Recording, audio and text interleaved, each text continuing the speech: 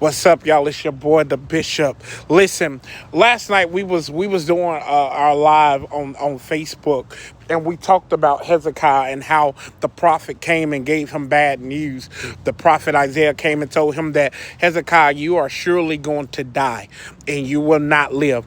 And instead of responding to Isaiah, instead of responding to the messenger, instead of accepting what Isaiah had delivered to him, the Bible says that Hezekiah immediately turned his face to the wall and he began to remind God. And sometimes we enter into a season where we have to be like Hezekiah, where we're reminding God who we are and we're reminding him that we're his child. It's like when our children come and remind us that Mom or Dad, you said that you were going to do this for me if I did this. And we have to remind God about keeping the commandment. We have to get in a language where we have a prayer life that can turn God's decision, that can change God's decision in the midst of what you're going through. Watch this. Hezekiah went and he said he would begin to remind God. And after he reminded God, the Bible went on to say that Isaiah had only made it to the million of the court, center court. And God told him to turn around and go tell him that he shall live.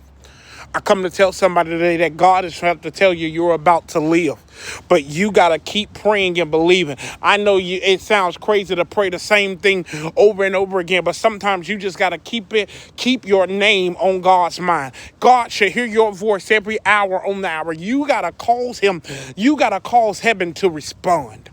And that's what Hezekiah did. He basically said, I'm not going to stop praying until you respond to me. The other man that did that was Jacob when he told the angel of the Lord, I know you have to leave, but I'm not going to loose you until you bless me. In other words, we have to get in a warfare where we war in the spirit for ourselves and pray and say a prayer that will shift God.